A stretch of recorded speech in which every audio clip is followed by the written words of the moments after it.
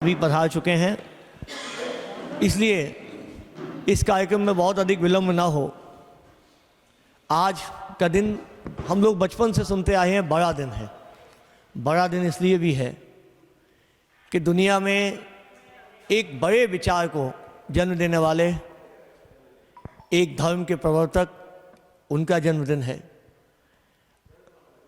ईसा मसीह का बड़ा दिन इसलिए भी है कि भारतवर्ष को सबसे बड़ा विश्वविद्यालय का व्यक्ति बाहर ऊपर बड़ी जगह पहुंचता है, तो हमें लगता है कि ये पूरी कविता की बरादरी वह कृतकृत्य होती है।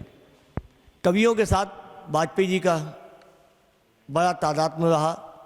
बहुत दिनों तक कैदी कविराय के रूप में वे कविता करते रहे, और जब कभी बहुत अलमस्ती में होते, कहते राजनीति के बियाबान में हम अचानक आ गए, आना नहीं था। जो अगर कविता में रहते तो हम ज़्यादा ठीक रहते, लेकिन देश की अपना सौभाग्य होता है, देश का अपना भाग्य होता है, और उसके साथ ही लोग आगे बढ़ते हैं। अपने भाग्य से भी बढ़ते हैं, देश के और परिवार के भाग्य से भी बढ़ते हैं। अटल जी दोनों ही संवेद, उनका हिंदी के प्रति उनकी निष्ठा अप्रतिम थी। इसलिए भी कि जब वो संयुक्त राष्ट्र संघ में वो गए तो वो पहले व्यक्ति थे जिन्होंने हिंदी में व्याख्यान दिया, और उन्होंने कहा कि हिंदी के अलावा हमें दूसरी भाषा नहीं आती। लोगों ने विश्वास नहीं किया। उन्होंने कहा, मैं चाहता हूं कि आप हम पर विश्वास ना करें, लेकिन मुझे हिंदी में बात करनी है, और ये काम उन्होंने करके दिखाया। उसके बाद इस देश में रवायत ऐसी आई कि कई लोग उसके बाद हिंदी में बोलने के लिए गए। भारत में प्रधानमंत्रियों का जो इतिहास है वह वास्तव में उनमें कई बड़े नक्षत्र हैं। अगर पंडित नेहरू प्रधानमंत्री नहीं होते तो भी दुनिया के बहुत बड़े लेखक होते हैं। अगर नरसिंह राव प्रधानमंत्री न होते तो भी बहुत बड़े साहित्यविद होते हैं। यह अगर डॉक्टर मनमोहन सिंह प्रधानमंत्री नहीं होते तो भी दुनिया के बड़े अर्थशास्त्री होते हैं आज भी। अटल बिहारी वाजपेयी अगर प्रधानमंत्री नहीं होते तो भी हिंदुस्तान के उद्भट वक्ता थे। वे कविता और लेखन से जुड़े हुए एक ऐसे व्यक्ति थे जिन पर शब्दों पर जिनकी पकड़ थी, और जब वे बोलते थे तो लगता था कि हृदय बोल रहा है। उन्होंने कहा कि अगर सत्ता हमें दलाली से मिलती हो तो चिमटी की नोक से भी उसे पकड़ना स्वीकार नहीं करेंगे। तो उनकी जो चिमटी की नोक बना के जो उन्होंने संसद में बोला, इस देश के करोड़ों हृदय स्थल तक ये बात पहुंच गई। लगा कि नहीं, ये आदमी ईमानदारी के साथ बोल रहा है। तो ये क्षमता थी उनमें। आज उनका जन्मदिन है, और चूँकि हम लोग कविता की बिरादरी से जुड़े हुए लोग हैं, वाग देवी का चित्र रखा है हमारे पास। इटावा अद्भुत जगह है, ये धौम ऋषि की तपस्थली है, और एक आरोहण उपमन्यु की जो कथा आती है कि रात में गुरु जी ने कहा कि पानी रोक आओ। जब पानी नहीं रुका तो पूरी रात दोनों मिट्टी में लेटे रहे और पानी रोक दिया। सुबह जब गुरु जी ने जाकर कहा कि अरे तुमने ये क्या किया, सर्दी में तिरछे लेटे रहे, तो उन्होंने कहा कि आपका आदेश था पानी रोकना है, पानी रोके रहे।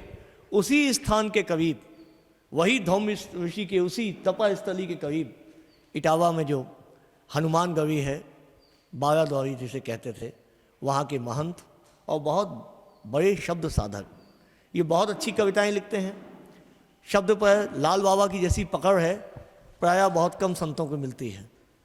अब तो इटावा में बहुत, पूरा इटावा इन्हें जानता है, लेकिन जब ये इटावा में आए थे तो हम उन लोगों में से थे जो बहुत इनके पास बैठने में बड़ा अच्छा लगता था।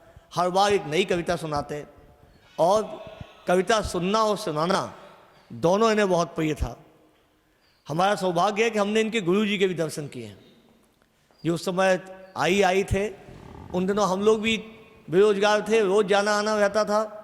लाल बाबा को सुनने में बड़ा अच्छा लगता था। कोई तेजस्वी ऊर्जा से भरा हुआ कोई व्यक्ति साधु वेश में, कोई नया विवेकानंद इटावा में आया है, और यह इनमें क्षमता है। कविता के प्रति इनका अनुराग है, यह हम पिछले 30 साल से जानते हैं। आज वही अनुराग ने यहाँ तक ले आया। हम सब जब भी कुछ होता है, देश के स्पंदन के साथ इनकी अभिव्यक्ति होती है। ये ऐसे साधुओं में नहीं है जो आंख बंद कर लें, ये पूरी प्रखरता के साथ अपनी बात कहने के पक्षधर रहे हैं और हम लोगों ने कई बार देखा है कि निर्भीकता के साथ अपनी बात रखना कोई लाल बाबा से सीख सकता है। इटावा संत परंपरा का है, यहाँ तो इष्ट की साधना का केंद्र है। सहयोग से आज ये संस्था जो कार्यक्रम करा रही है, राष्ट्रीय कवि संगम, ये भी एक ऐसे व्यक्ति की तपह यात्रा का प्रतीक है जिसने पूरा जीवन खुद भले ही ना लिखा हो लेकिन कवियों की कई पीढ़ियां तैयार कर दी। आदरणीय जगदीश मित्तल जी ने कविता की कई पीढ़ियों का निर्माण किया। हमारे बीच में कवियों की जो है एक त्रिवेणी पधावी है। आदरणीय दीन मोहम्मद दीन जी का नाम, जिनके अंतस में बजे राम नाम की बीन, वे अब पधार चुके हैं दीन मोहम्मद दीन। यश भारती से सम्मानित, महामहिम राष्ट्रपति से सम्मानित और न जाने कितने उत्तर प्रदेश हिंदी संस्थान के सौहार्द पुरस्कार से सम्मानित, न जाने कितने सम्मान दीन जी के साथ जुड़े हैं। मैं राष्ट्रीय कवि संगम के संयोजक रोहित चौधरी से आग्रह करूंगा कि आदरणीय दीन जी को मंच तक लाने का कष्ट करें। मैं आदरणीय प्रेमचंद शाकी जी से भी आग्रह करूंगा कि वो आगे आ जाएं। बड़े अच्छे कवि कवहल से पधारे हैं। दीन जी हमारे बहुत श्रद्धेय, अरे वाह, रहेगा, इसलिए याद रहेगा कि किसी भी अध्यापक के सेवानिवृत्त होने के बाद उसके विद्यार्थियों ने उसका 75वां जन्मदिवस मनाया हो, इतने भव्य तरीके से मनाया हो, ये कम से कम हमारे अपने 26 वर्ष के अध्यापकीय जीवन में अब तक कोई ऐसा दूसरा उदाहरण नहीं है। हम लोग दीन जी की हीरक जयंती पर्व में गए थे। इनके विद्यार्थियों ने सेवानिवृत्ति के बाद 75वां जन्मदिवस मनाया। वो कार्यक्रम अपने आप में बहुत बड़ा सात्विक ऐसा आयोजन था जो बहुत कुछ सिखा के चला गया। 90 के दशक में आचार्य विष्णुकांत शास्त्री जी इटावा आया करते थे, तो उन दिनों वे सेवानिवृत्त होकर ही आए थे। उत्तर प्रदेश हिंदी साहित्य सम्मेलन का अधिवेशन होना था, 1983 में अजीतमल में हुआ था और उसके बाद जागीर में उत्तर प्रदेश हिंदी साहित्य सम्मेलन का अधिवेशन दीन जी ने कराया। हम सब उसमें रहे और वास्तव में ग्राम अंचलों में उन्होंने हिंदी का मेला लगा दिया। इसलिए भी आज हम सबका सौभाग्य है कि दीन जी हमारे बीच में हैं। आदरणीय महाराम सिंह जी पधार चुके हैं, मैं उनका भी स्वागत करता हूं। और अब विधिवत इस कार्यक्रम का शुभारंभ हो तो ये चतुष्टय जो हमारा मंच पर है, मैं पूज्य लाल बाबा से और अपने तीनों मेहमानों से आग्रह करूंगा कि वाग्देवी के चित्र पर और माननीय अटल बिहारी वाजपेयी के चित्र पर पुष्पांजलि अर्पित कर आज के इस कार्यक्रम का विधिवत शुभारंभ। जिसने कविता के संस्कारों के साथ इस दुनिया में प्रवेश किया, दीन जी, बहुत कम लोग ऐसे हैं नई पीढ़ी में जो संस्कारों की पाठशाला से आके कविता के मंच तक आए हों और जिन्हें मंचों की विद्रूपताओं ने से वो बच के निकल आए। रोहित चौधरी एक ऐसा युवक है जिसके बारे में हम कह सकते हैं कि वह कविता की पाठशाला में अपने संस्कारों की पूंजी को सहेज कर आया है। यह बहुत बड़ी बात है। जो प्रयास है, जो जितने लोग उसे जानते हैं, उसकी पृष्ठभूमि में किसी बड़े साहित्यकार का, किसी बड़े मंची कवि का, किसी बड़े घराने का कोई हाथ नहीं है। ये यात्रा इसकी अपनी पैदल चलकर की हुई यात्रा है। जगदीश मित्तल जी का आशीर्वाद उसे मिलता रहा है और मित्तल जी ने अपने एक दम पर इस संस्था को पूरे देश में एक पहचान दिलाई, दुनिया में पहचान दिलाई। आज राष्ट्रीय कवि संगम एक बड़ा मंच है जिसने इस देश में कविता की धारा को बहुत गति प्रदान की। अटल जी राष्ट्रवादी कविता के पहलुआ थे। मुझे याद है जब वे देश के प्रधानमंत्री बने तो डॉक्टर उर्मिलेश ने लिखा कि एक शिक्षक का पुत्र राष्ट्र का प्रधान बना, शिक्षकों का पूरा खानदान धन्य हो गया, राष्ट्र का सेवक सत्ता शीर्ष पर पहुंच गया, राष्ट्रवादिता का अभियान धन्य हो गया, आदि कवि चंद्रवरदाई फिर जाग उठा, पोखरन वाला राजस्थान धन्य हो गया, विश्व के पटल पर अटल जी की वाणी सुन, हिंदी हिंदू और हिंदुस्तान धन्य हो गया। यह कविता का, ये शिक्षकों में एक स्वाभाविक उत्साह था कि वे देश के प्रधानमंत्री बने। एक सामान्य कविता की बिरादरी का व्यक्ति देश के सबसे ऊंचे सिंहासन तक पहुंचा। यह हम सबका सौभाग्य है कि वे देश के 3 बार प्रधानमंत्री हुए, लेकिन भाषाई और वैयक्तिक जीवन की शुचिता पर कोई सवाल या निशान उनके पर कभी नहीं लगा।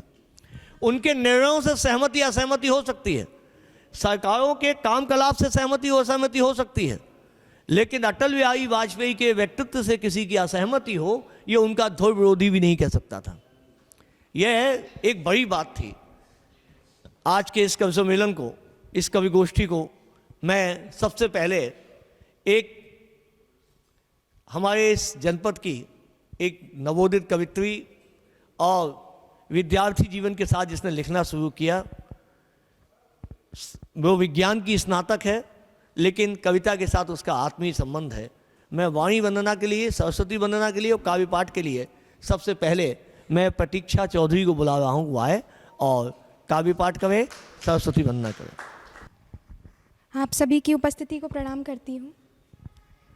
जैसा कि मुझे आदेश हुआ है कि माँ सरस्वती की वंदना के साथ काव्य पाठ प्रारंभ करना है, तो सर्वप्रथम मैं माँ शारदे को नमन करते हुए उनकी वंदना के साथ अपना काव्य पाठ प्रारंभ करना चाहूँगी। कष्ट का निवारण हो, ज्ञान का प्रसारण हो, पापियों का नाश करो देवी मात शारदे।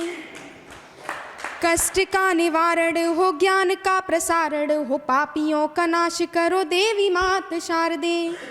मन में मधुरता हो, वाणी में सरलता हो, शुद्ध आत्मवास करो देवी मात शारदे। मात वीणा वादनी ओ ज्ञान की प्रकाशनी, दूर अंधकार करो देवी मात शारदे।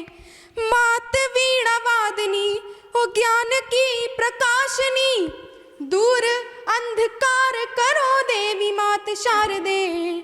और प्रेम सद्भाव और सभ्यता प्रदान करो, दे दो यही वरदान देवी मात शारदे। दे दो यही वरदान देवी मात शारदे, दे दो यही वरदान देवी मात शारदे। वंदना का दूसरा वंद प्रस्तुत करती हूँ कि वीणा की हो तान, संगीत में रुझान, और विद्या का भी दान देना देवी मात शारदे। वीणा की हो तान, संगीत में रुझान, और विद्या का भी दान देना देवी मात शारदे।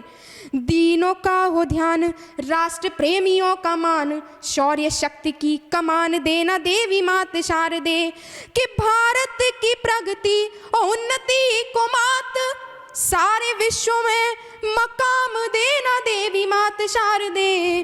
भारत की प्रगति और उन्नति को मात, सारे विश्व में मकाम देना देवी मात शारदे। और सत्य का प्रकाश, झूठ पाप का विनाश, नई सोच और विकास देना देवी मात शारदे।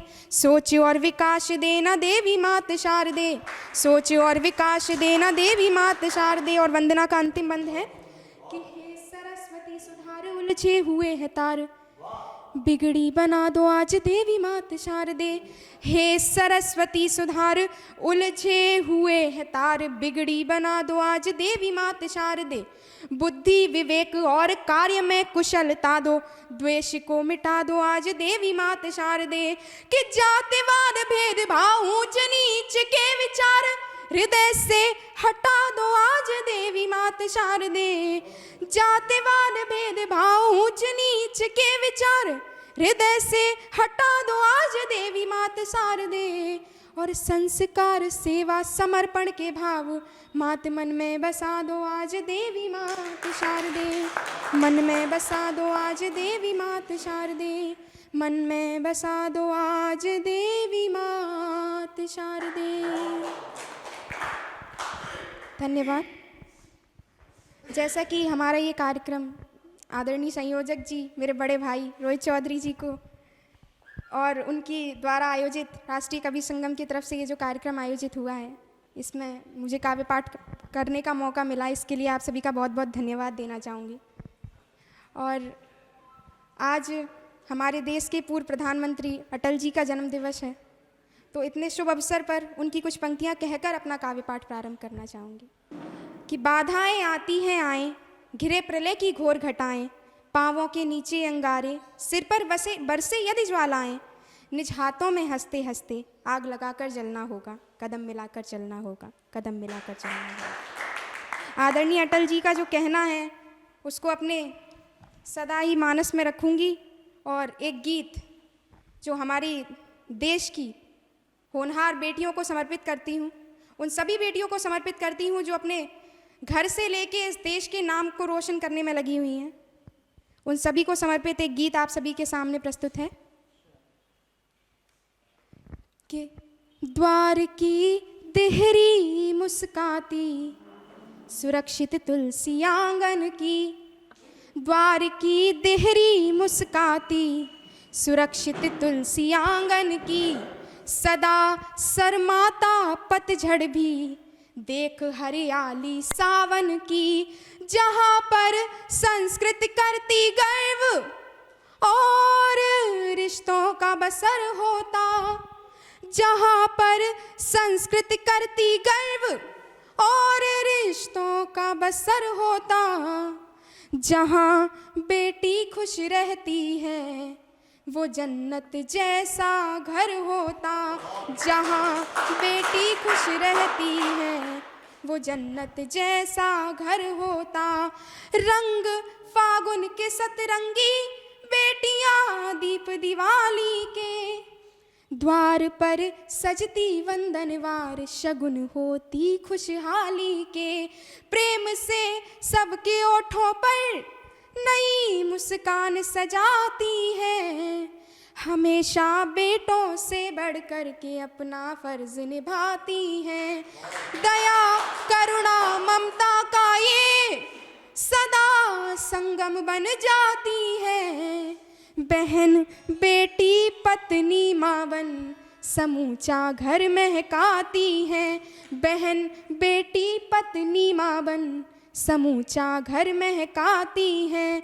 नहीं बेटों से बिल्कुल कम जहाँ में इनका सर होता, जहाँ बेटी खुश रहती है वो जन्नत जैसा घर होता, जहाँ बेटी खुश रहती है वो जन्नत जैसा घर होता। गीत का दूसरा बंद है, सती सीता सावित्री और कभी अनसुईया बन जाती, कभी राधा बन जाती है, कभी ये मीरा बन जाती, ये ममता मई कौशल्या है, नेह से भरी यशोदा है, आधुनिक युग की महादेवी कल्पना और इंदिरा है, भले करुणा का सागर किंतु प्रेम की अमिट निशानी है, अगर सम्मान पे लगती चोट तो फिर झांसी की रानी है,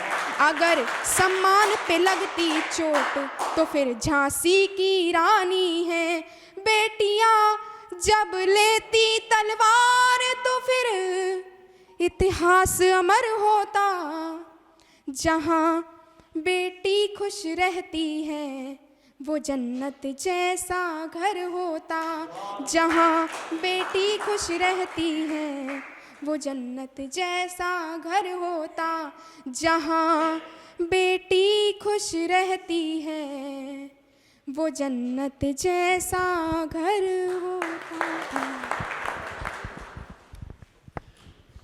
ये आगाज़ हमने अपने इटावा की कविता की पौध की एक सबसे छोटी कली के साथ आज के इस उपवन में सुगंध बिखेरने का प्रयास किया है।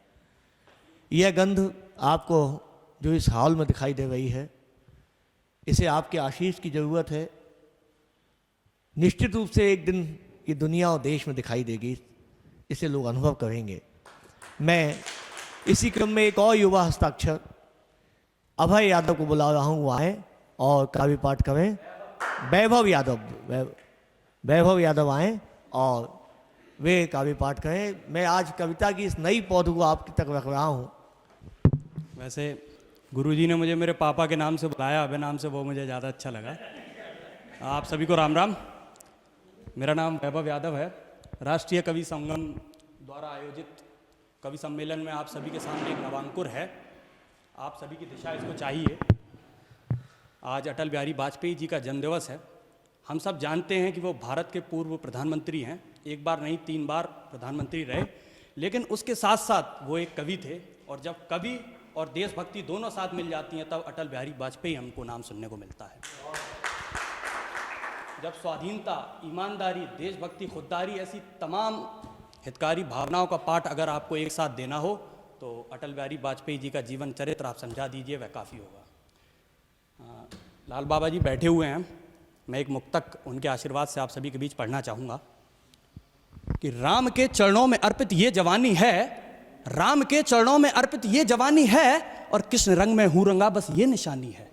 कि राम के चरणों में अर्पित ये जवानी है, और कृष्ण रंग में हूँ रंगा बस ये निशानी है, और छोड़ आया हूँ भ्रमित करती हुई माया, छोड़ आया हूँ भ्रमित करती हुई माया, अंग अंग में महाकाल अब ये कहानी है, अंग अंग में महाकाल अब ये कहानी है। रोहित भैया सामने बैठे हुए हैं, आजकल इनकी आवाज़ पूरे हिंदुस्तान में गूंज रही है। वैसे मैं श्रृंगार लिखता हूँ, लेकिन भैया के आशीर्वाद से एक मुक्तक और पढ़ना चाहूँगा कि द्वार मृत्यु हूँ खड़ा मैं नाम दुर्गा का जपूँ, द्वार मृत्यु हूँ खड़ा मैं नाम दुर्गा का जपूँ, काल के तांडव का भैरव रूप हूँ मैं ये कहूँ, और रणचंडी को भेंट मेरा शीश अर्पित है, रणचंडी को भेंट मेरा शीश अर्पित है। बता रहा हूँ एक हिंदुस्तानी युवा को कैसा होना चाहिए कि रणचंडी को भेंट मेरा शीश अर्पित है, रक्तधार में हूँ विलीन मैं भक्त काली ही रहूँ, रक्तधार में हूँ विलीन मैं भक्त काली ही रहूँ। और अगले मुक्तक में ये बताना चाहूँगा कि आज की मांग क्या है। आज का युवा नेताओं की तरफ ज़्यादा अग्रसर हो रहा है, होइए, लेकिन जिस दिन युवा कवियों की तरफ अग्रसर होने लगेगा उस दिन हिंदुस्तान की छवि बदल जाएगी। तो मैं 4 लाइनें पेश करना चाहूँगा। एक मुक्तक, रण की भेरी आज खड़ी है वीरों को ललकार रही, रण की भेरी आज खड़ी है वीरों को ललकार रही, और बारूदी सीने फिर से हैं कर शस्त्रों की मांग रही, और जग पर जिसने राज किया वो भारत तिनको सा बिखर गया। दुख कह रहा हूं भारत का कि जग पर जिसने राज किया वो भारत तिनको सा बिखर गया, मिले नहीं अब भी प्राणों से तो माधव की हार रही, मिले नहीं अब भी प्राणों से तो माधव की हार रही। हिंदी उर्दू के परिवार में नया जन्मा हूँ और अभी ढंग से चलना भी नहीं सीखा। ऐसे में एक गज़ल मैं पेश करना चाहूँगा, और गज़ल के मतले में मैं यह बताना चाहूँगा कि आज देश कहाँ डूबा हुआ है, या कहूँ कि आज का युवा, ज़्यादातर युवा कहाँ डूबा हुआ है और उसको कहाँ डूबना चाहिए। मैं पेश करना चाहूँगा कि ना शराबों में है ना ही सागर में है, ना शराबों में है ना ही सागर में है, अमन तो खुदा तेरे ही दर में है, अमन तो खुदा तेरे ही दर में है। और अब बताया कि खुदा के दर में अमन है, और अब खुदा कहाँ मिलेगा, अगले शेर में वह पेश करना चाहूँगा। रख भरोसा कि तुझको कभी ना कभी, रख भरोसा कि तुझको कभी ना कभी, वो मिलेगा जो तेरे मुकद्दर में है, वो मिलेगा जो तेरे मुकद्दर में है। और अगला शेर पढ़ना चाहूँगा कि वो जो पी ले हमारा उबलता लहू, वो जो पी ले हमारा उबलता लहू, इतनी हिम्मत कहाँ तेरे खंजर में है, इतनी हिम्मत कहाँ तेरे खंजर में है। और कई लोग मेरे देश को तोड़ने की कोशिश करते हैं, मैं तब ये कहता हूँ कि मेरे भारत को हिस्सों में जो तोड़ दे, मेरे भारत को हिस्सों में जो तोड़ दे, इतनी हिम्मत कहाँ उस सिकंदर में है, इतनी हिम्मत कहाँ उस सिकंदर में है। और वो शेर जो मैं भूल रहा था वह दोबारा पढ़ता हूँ कि खुद में ढूंढो खुदा को तो मिल जाएगा, खुद में ढूंढो खुदा को तो मिल जाएगा, वो ना मंदिर ना मस्जिद ना पत्थर में है, वो ना मंदिर ना मस्जिद ना पत्थर में है। और एक मुक्तक और पढ़ता हूँ फिर अपनी जगह लूँगा कि ठेस स्वाभिमान पर हो, ठेस स्वाभिमान पर हो तो खून की धार जरूरी है, ठेस स्वाभिमान पर हो तो खून की धार जरूरी है, गीदड़ नोचने लगे गर्दन तो शेर की ललकार जरूरी है, ठेस स्वाभिमान पर हो तो खून की मझधार जरूरी है, गीदड़ नोचने लगे गर्दन तो शेर की ललकार जरूरी है। और खुद की हस्ती मिट जाए ये मंजूर है मुझे, और खुद की हस्ती मिट जाए ये मंजूर है मुझे, माँ के आंचल खुशियाँ पिता के सर दस्तार जरूरी है, माँ के आंचल खुशियाँ पिता के सर दस्तार। धन्यवाद।